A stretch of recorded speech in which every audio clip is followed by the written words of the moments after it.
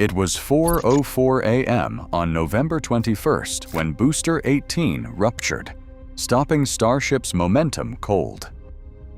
Just days later, SpaceX shifted gears and stacked Booster 19 in record time, compressing months of work into mere weeks. Officially, it was about resilience and progress, but this pace signals a dramatic risk and an even bigger ambition. If SpaceX can move this fast, what does it really mean for the next launch window? And where could it all go wrong?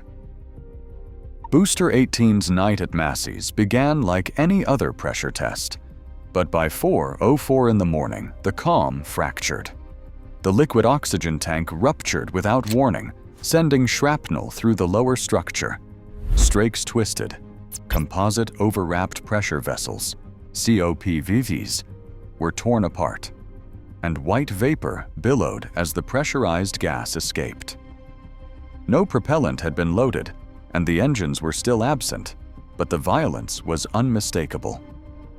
Hydraulic fluid leaked from the damaged thrust simulator stand, and the transfer tube, now exposed, held the battered upper sections in place. Within hours, the test crew stabilized the wreckage, then moved in with cranes and torches. Strakes and COPs came off first, followed by the sectioning of tanks and the careful lift of the methane tank and the hot stage ring. By November 23rd, the remains of Booster 18 were already being cut up for scrap.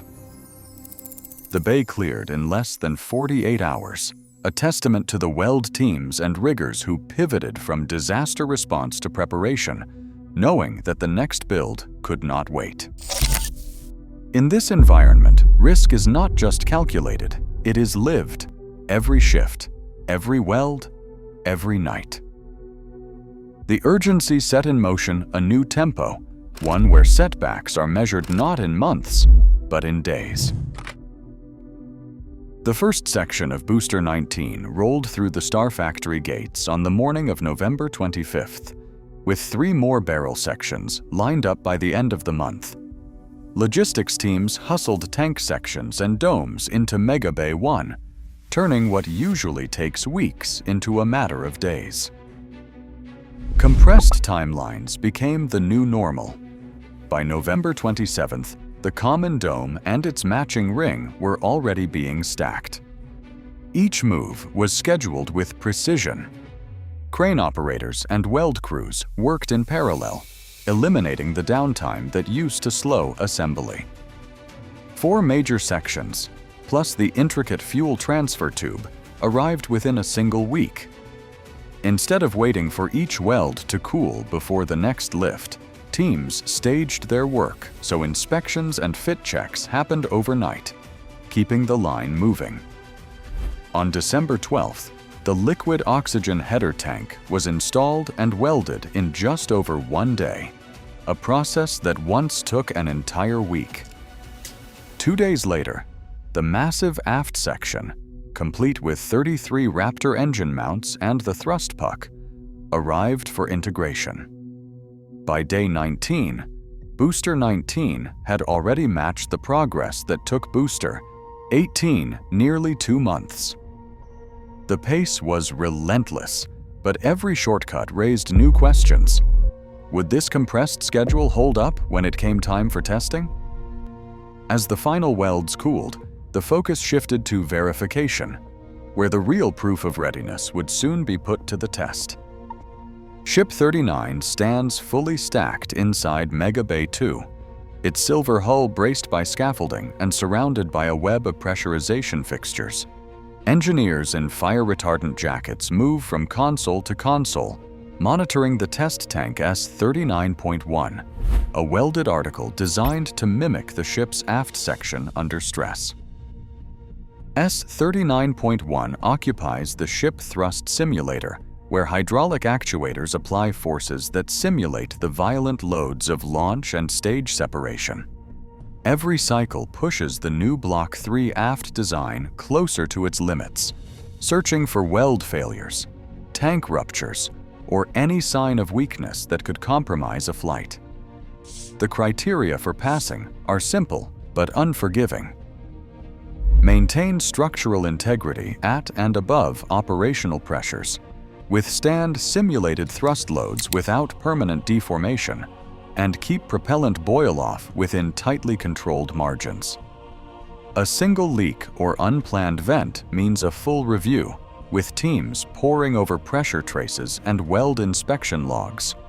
Only after S-39.1 clears its campaign can Ship 39 move to the thrust stand for its own cryogenic proof. This sequence isn't just a formality. It is the last barrier before Flight 12 can claim a launch window in early 2026. Inside Mega Bay 2, new hardware waits its turn. Pressurization assemblies, plumbing routed for fast swaps, and integration stands are built to handle the next generation of ships. Each fixture and assembly is tailored to stress test the tanks, measure boil-off, and validate separation systems. The path from stacked ship to flight article runs straight through these tests, where readiness is measured not by speed, but by holding pressure when it matters most. Pad crews work in overlapping shifts, their focus shifting from one corner of Starbase to the next as the site transforms around them. The demolition of Pad 1 is nearly complete, clearing the way for operations that demand more power, more propellant, and faster turnaround. Heavy machinery chips away at the last concrete slabs while teams reroute cables and upgrade ground support lines. The pace here matches the urgency inside the bays. Every hour saved on the ground means another shot at launch cadence. Across the site, Pad 2 is a hive of activity. New umbilicals, quick disconnect arms, and reinforced flame diverters are being installed to handle the next generation of Starships. Outfitting is not just about steel and hydraulics. It is about integrating sensors, high-capacity chillers, and rapid fueling hardware designed to shrink hold times between flights. The crews here are not just building for one mission, they are laying the groundwork for a schedule where launches come weeks, not months, apart. Above the Star Factory, the Gigabay's skeletal frame rises higher each week. Prefabricated sections arrive by night, lifted into place by cranes that rarely sleep. This new structure is not just an expansion, it is a signal that production is scaling to match the ambitions of a reusable fleet. The Gigabay's design allows for parallel stacking, integrated testing, and streamlined rollout, all under one roof. Meanwhile, the Air Separation Unit, ASU, sprawls outward, adding new tanks and compressors. This infrastructure, mirrored at Florida's Space Coast, will feed the growing appetite for liquid oxygen and nitrogen. The capacity boost is subtle but essential. More propellant on tap means less time waiting, more launches per year, and a path to true rapid reusability. These upgrades are not headline-grabbing. They are the backbone of a starbase ready to support a new era of flight. At McGregor, the test stand lit up with a new sense of urgency. Raptor engines fired in sequences that stretched far beyond the standard static test. One firing, then a pause, then another, pushing past the usual single burn routine. Engineers monitored relight after relight, gathering data on how these engines behave when restarted multiple times in quick succession, a requirement for true reusability and complex orbital maneuvers. The test logs recorded durations that raised eyebrows, not just longer burns, but a clear pattern of shutdowns and rapid restarts. Each cycle probed the limits of thermal stability and ignition reliability, and every successful sequence added confidence in engine endurance. Amid the regular Raptor runs, a new engine drew attention. A Raptor 3 vacuum engine with a wider, more polished nozzle. Its design is meant to extract extra efficiency in the thin air above the Kármán line. The Raptor 3 vacuum's appearance on the stand hinted at changes for V3 missions, where longer coasts and in-space restarts will shape how Starship delivers heavy payloads or returns from deep space. For the McGregor crew, every successful relight and every clean shutdown meant another step toward a booster that does not just survive launch, but comes back ready to fly again. At Starbase, the pace is more than a technical achievement. It is a reflection of the people behind every weld and every shift. Through December, as Booster 19, actions moved from Star Factory to Mega Bay, and Ship 39 stood ready for proof. The workforce pressed on, undeterred by setbacks or the clock. Nearly 10,000 engineers, welders, and logistics crews kept the site buzzing day and night, their routines shaped by the urgency to deliver Flight 12 on time. The holiday season brought its own rhythm. Instead of slowing down, teams leaned into the challenge, working through weekends and late nights. Coffee breaks turned into impromptu strategy sessions, and the hum of machinery mixed with laughter and music from portable speakers. The sense of shared purpose ran deep.